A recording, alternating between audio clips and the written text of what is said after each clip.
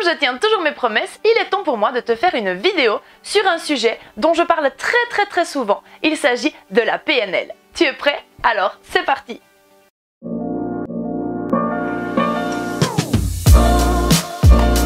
Salut à toi être fascinant qu'est l'adolescent et bienvenue dans cette nouvelle vidéo.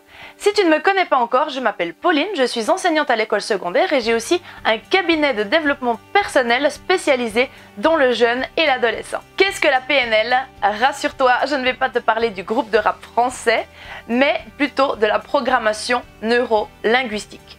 Waouh! C'est un super long terme, un petit peu compliqué, mais on va le couper en morceaux et je vais t'expliquer ce que cela veut dire. En réalité, la PNL est un outil de médecine alternative pseudo-scientifique, c'est-à-dire que ce n'est pas reconnu scientifiquement, qui a été élaboré dans les années 70 aux États-Unis par John Grinder, qui était un psychologue, et Richard Bandler, qui était un linguiste. Ça veut dire qu'il étudiait tout ce qui était sciences du langage. Il me semble donc tout à fait normal de voir quelles sont leurs définitions de la PNL.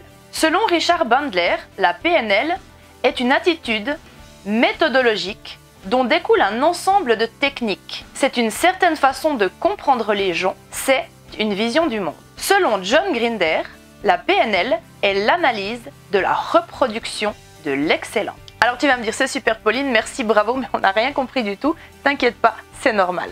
Premier mot, programmation.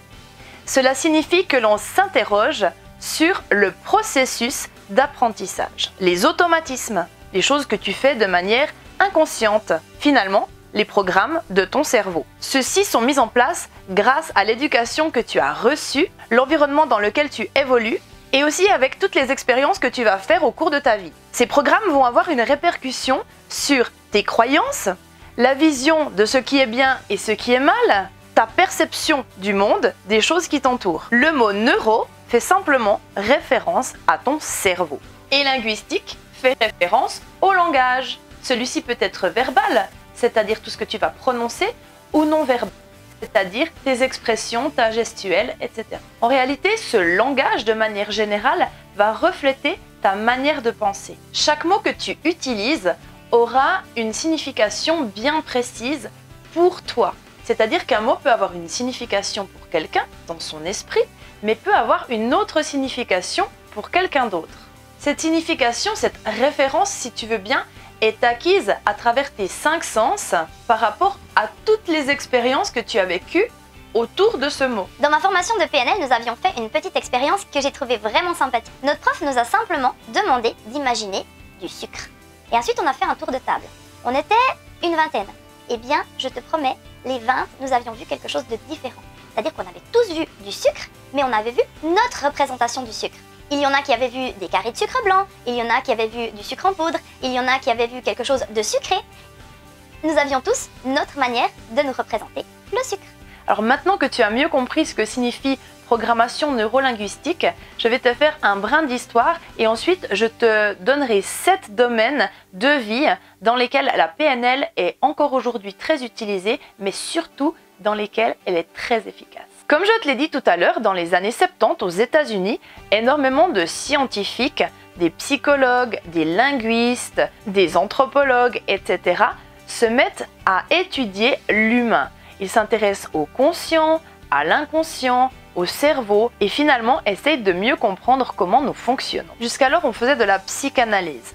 Tu as certainement entendu parler de Freud, par exemple. On allait analyser, essayer de comprendre pourquoi certaines choses nous étaient arrivées. À partir des années 70, avec ces nouvelles thérapies et ces nouveaux courants de pensée, on ne s'intéresse plus vraiment au pourquoi c'est arrivé, mais plutôt au comment je peux m'en sortir. Donc finalement, on ne retourne pas forcément dans le passé, mais on va aller dans le futur. On est vraiment orienté vers la solution du problème, plutôt que vers sa cause. Une très grande partie du travail de Richard Bandler et de John Grinder a consisté à l'observation de thérapeutes, notamment en activité. Ils les ont filmés, ils ont pris énormément de notes, et puis ils ont essayé de modéliser leur travail. Modéliser, ça veut dire observer, regarder comment ça fonctionne et ensuite tenter de faire pareil pour atteindre l'excellence. Pour te citer brièvement quelques-uns des grands thérapeutes qu'ils ont étudiés, il y avait Virginia Satir qui a beaucoup travaillé et fait évoluer la thérapie familiale. Il y avait aussi Frederick Perls qui, lui, est le père fondateur de la Gestalt thérapie. Tu en as peut-être déjà entendu parler. Et puis, il y avait aussi le fameux Milton Erickson. Ah, mais non! C'est pas lui qui a inventé les ampoules. Par contre, il est le père fondateur de l'hypnose et des thérapies brèves. Donc, Bandler et Grinder se sont intéressés aux techniques mentales d'apprentissage et ils ont aussi étudié les principes de la communication. Il faut que tu saches aussi qu'on ne peut pas ne pas communiquer.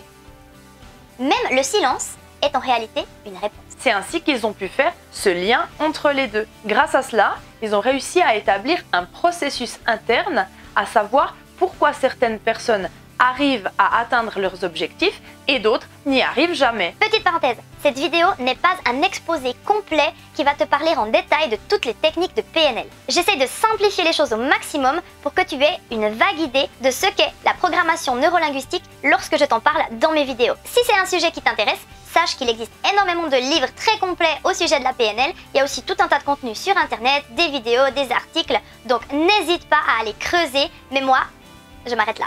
Je trouve plus intéressant de te parler rapidement de quelques domaines de vie dans lesquels la PNL fait des miracles. Premièrement, et comme je t'en ai très souvent parlé, la PNL peut t'aider à modifier ta propre vision du monde. Deuxièmement, la PNL est très souvent utilisée lorsqu'il s'agit de faire un choix, définir une direction de vie, se fixer des objectifs et ainsi devenir l'acteur et non plus le spectateur de sa propre vie.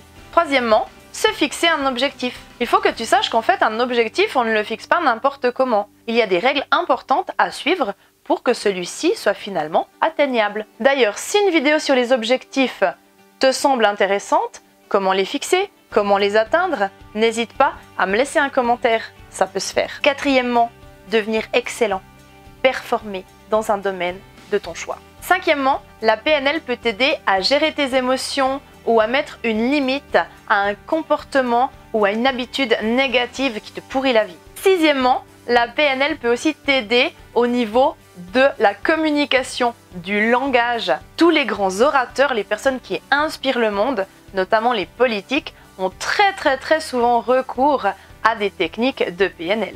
Septièmement, il y a aussi beaucoup d'outils et de techniques qui peuvent t'aider à tout ce qui touche au relationnel. Comment se mettre en lien avec les autres, mieux collaborer et développer ainsi des relations enrichissantes. Pour conclure, je dirais simplement qu'il faut que tu saches que changer est possible. Il faut juste en avoir envie et ensuite avoir les bons outils pour le faire. Cela peut se réaliser sans souffrance, rapidement et devenir quelque chose d'automatique. Lorsqu'une personne a un problème, penser solution est beaucoup plus efficace que de s'interroger sans cesse sur la cause du problème. Alors voilà, on arrive au terme de cette vidéo. J'espère que tu en auras apprécié le contenu et que lorsque je te parlerai prochainement de PNL, tu sauras un petit peu plus ce que cela veut dire. Encore une fois, j'ai vraiment essayé de faire simple et efficace. Donc c'est que 10% de tout ce que j'aurais pu dire, même non, 1% de tout ce que j'aurais pu dire au sujet de la PNL. Nous, on se retrouve très prochainement pour un nouveau sujet. Et en attendant, comme d'habitude, je te souhaite non pas une très belle semaine, mais un très beau week-end parce que je me suis rendu compte en fait que je sortais mes vidéos le vendredi. Donc il est plus approprié de te souhaiter un bon week-end qu'une bonne semaine. Bye bye!